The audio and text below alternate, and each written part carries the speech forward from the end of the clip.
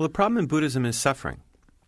And it presents an analysis of suffering, and it says if we understand why we suffer, the origins of suffering, then we can reverse it.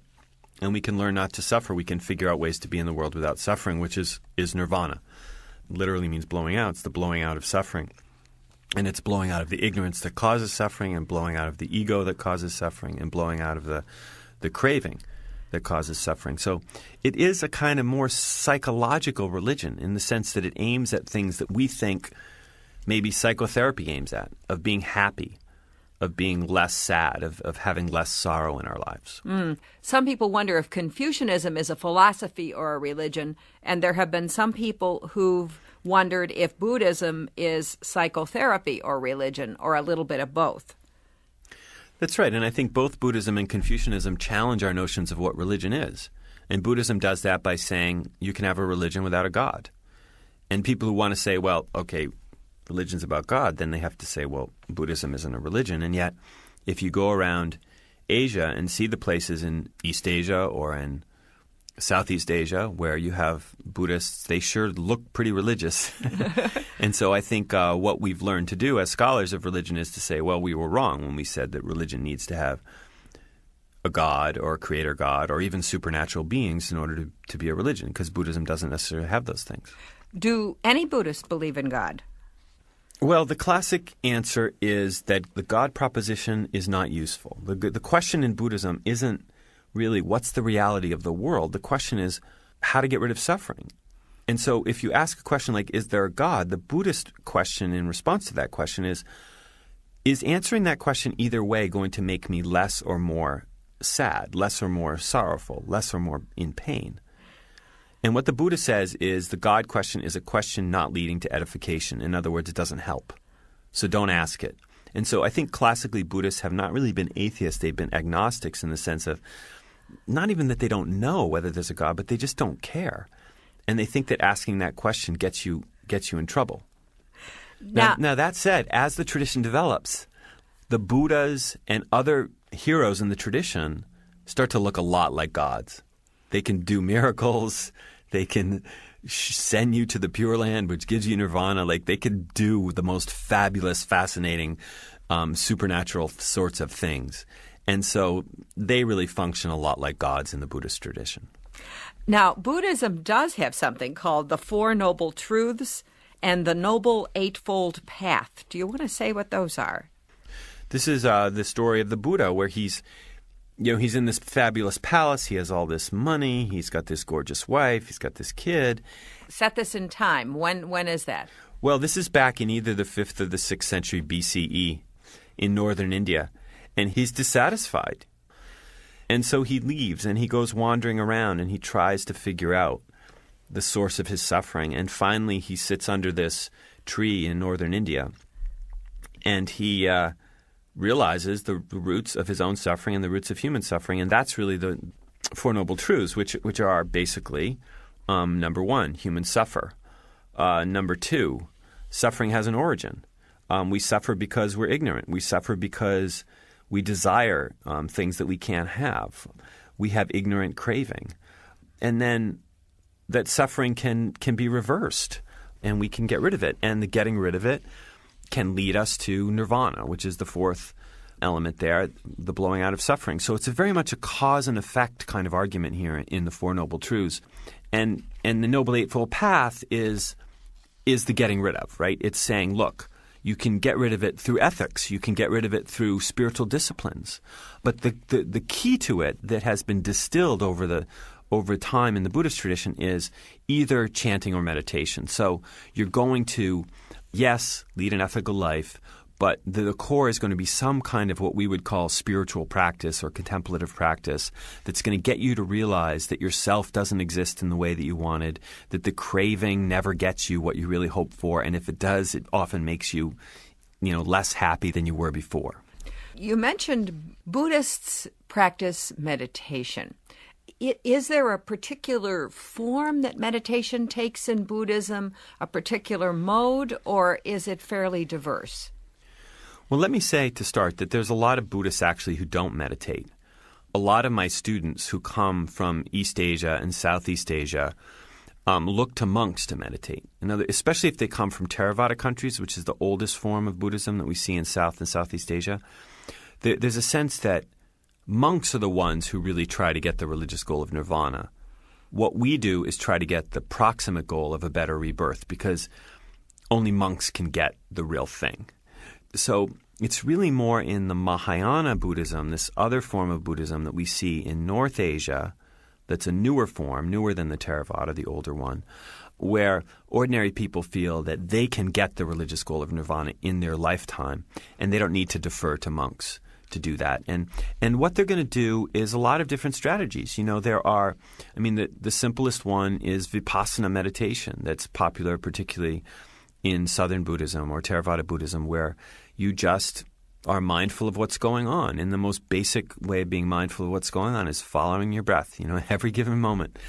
And that's Vipassana. There's also meditation that's called metta meditation that's more about compassion. And those are kind of focusing on, in a way, the two great Buddhist virtues of wisdom on the one hand, seeing the world as it really is, and then compassion, being empathetic in both feeling and action toward other human beings. Is there such a thing as worship in Buddhist temples? Well, again, you have to look at these two main forms of Buddhism.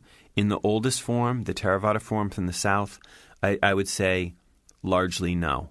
The argument is that the Buddha is not to be worshipped, that all we have here is human beings. We don't have gods.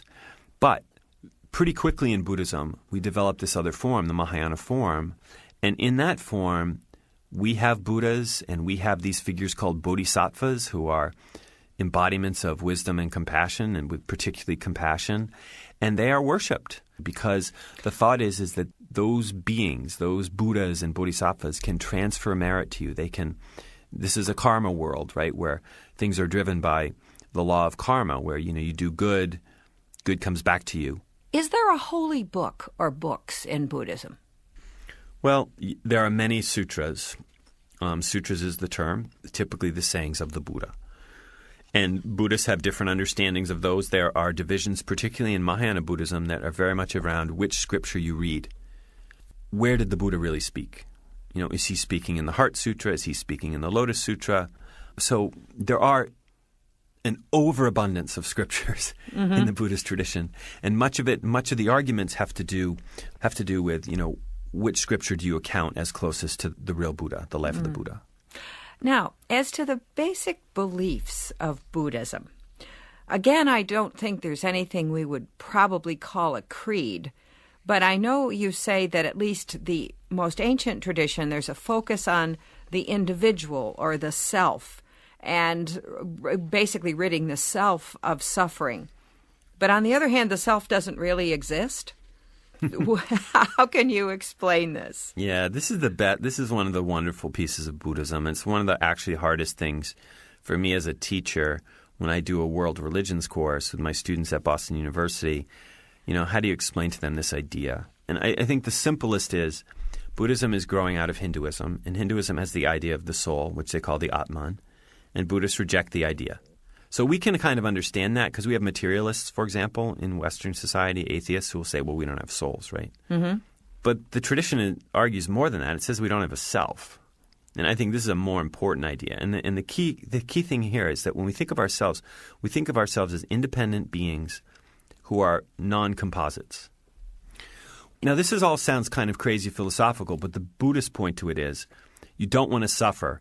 And when you think you are an independent, self-existing ego apart from other human beings and apart from the ecological world around us, then you suffer. And that's the point, is egoism will drive you crazy. So don't think of yourself in this way.